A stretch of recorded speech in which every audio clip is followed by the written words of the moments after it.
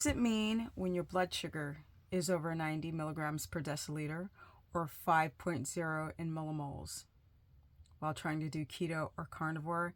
This is really important, so let's get into it.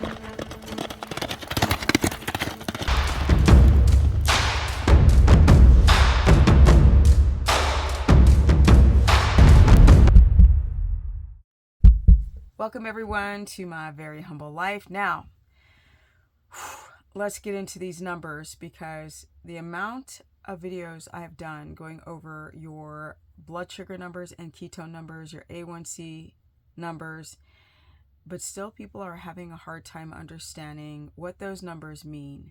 Now, a lot of people think they're in ketosis because they're over 9.9, or they think they're in ketosis because they're at a 2.0. But often people don't know how to read your blood sugar numbers and your ketone numbers and the urine strips as well as the symptomology. All right, let's get into it. Let's break things down. When you do a carnivore diet, you cannot do a carnivore diet without being in ketosis.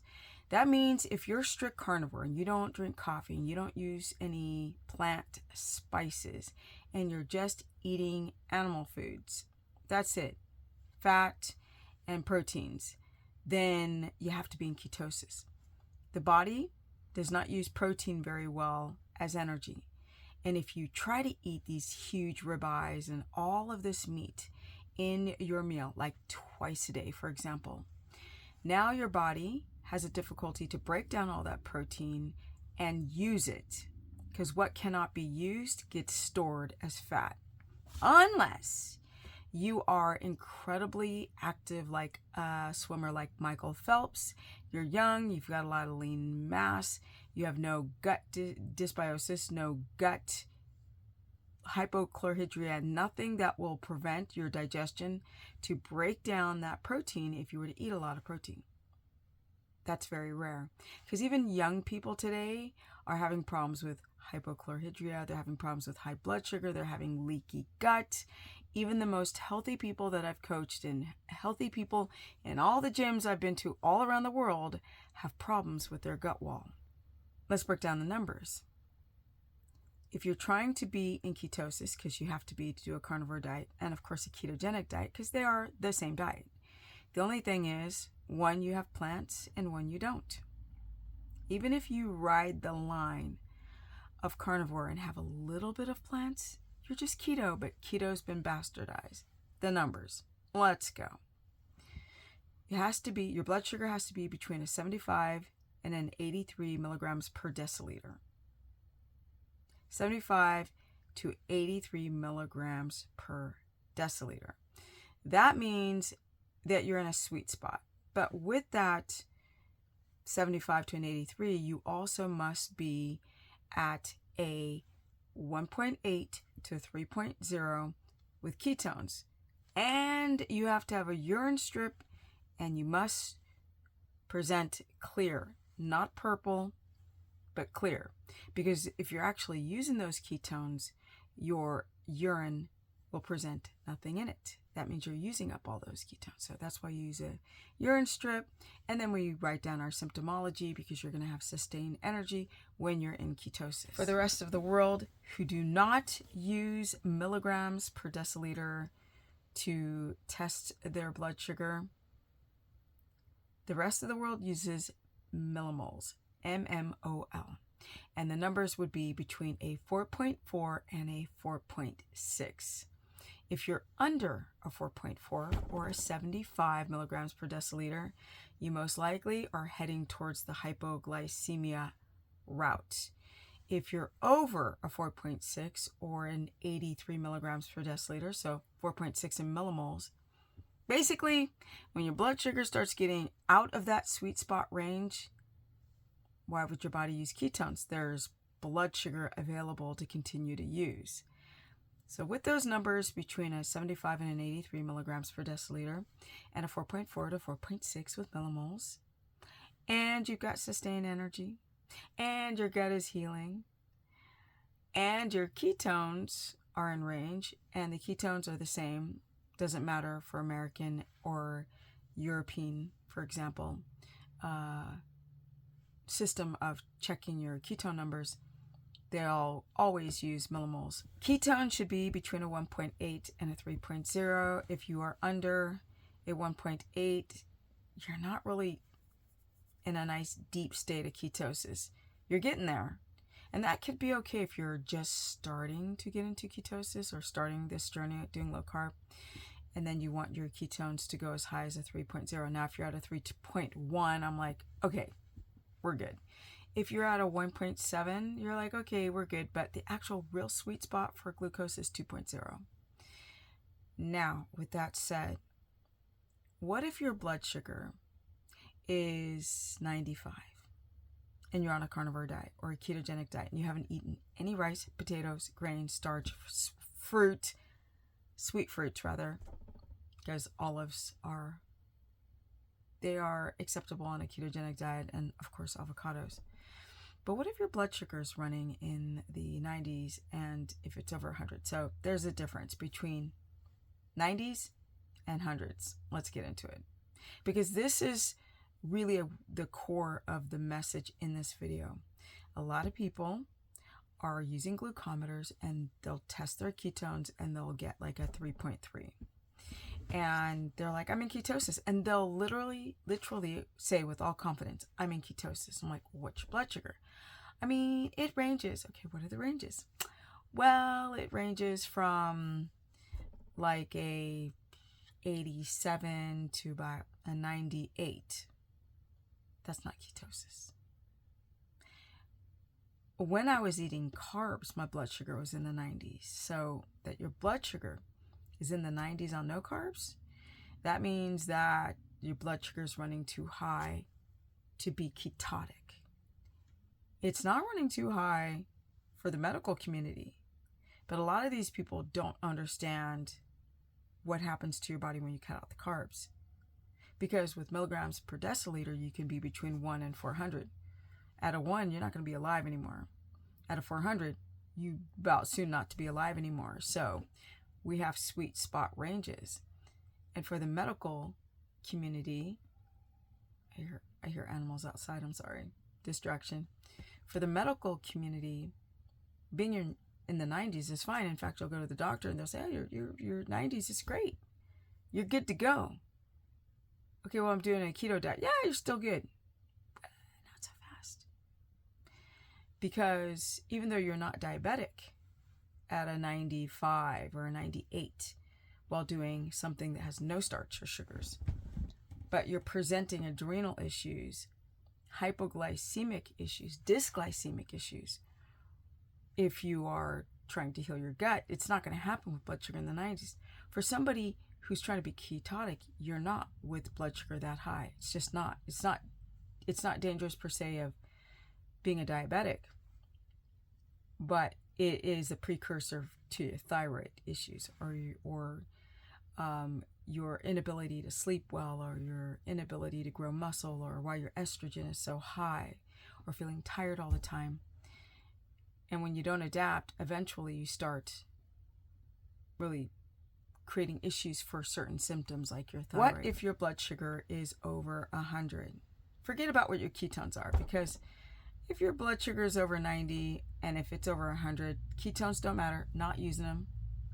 You might use them for like a few minutes in the day, but you ain't sustaining this sense of being ketotic, and you're not stopping the hemorrhaging of gluconeogenesis and getting skinny fat and having chronic fatigue and all this.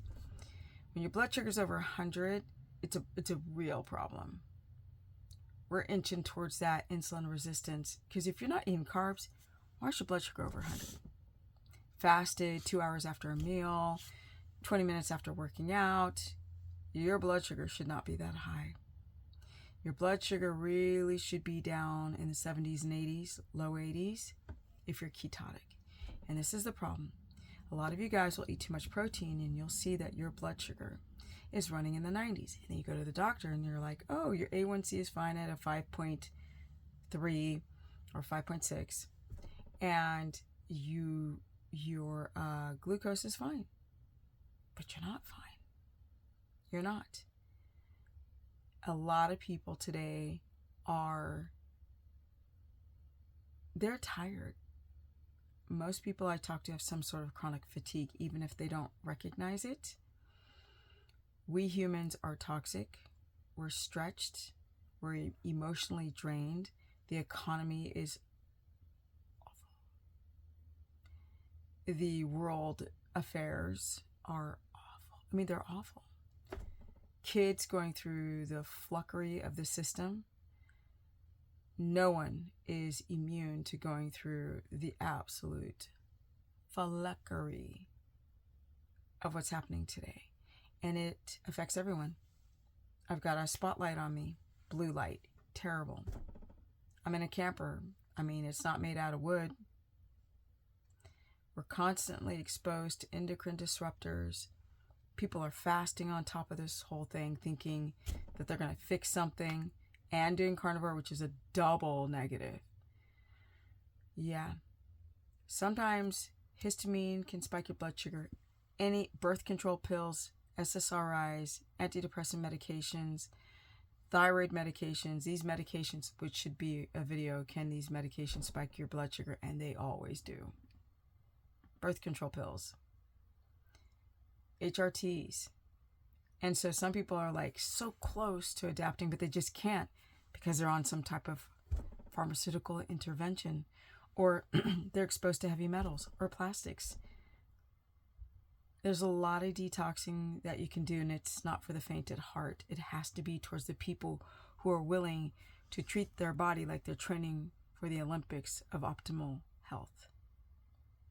Because once you are in ketosis, that's when you start to repair DNA, and that's when the anti-aging starts, and that's when the energy comes, and the mental clarity, and the strength. All of these things happen when you really, really become hyper-disciplined, but with joy.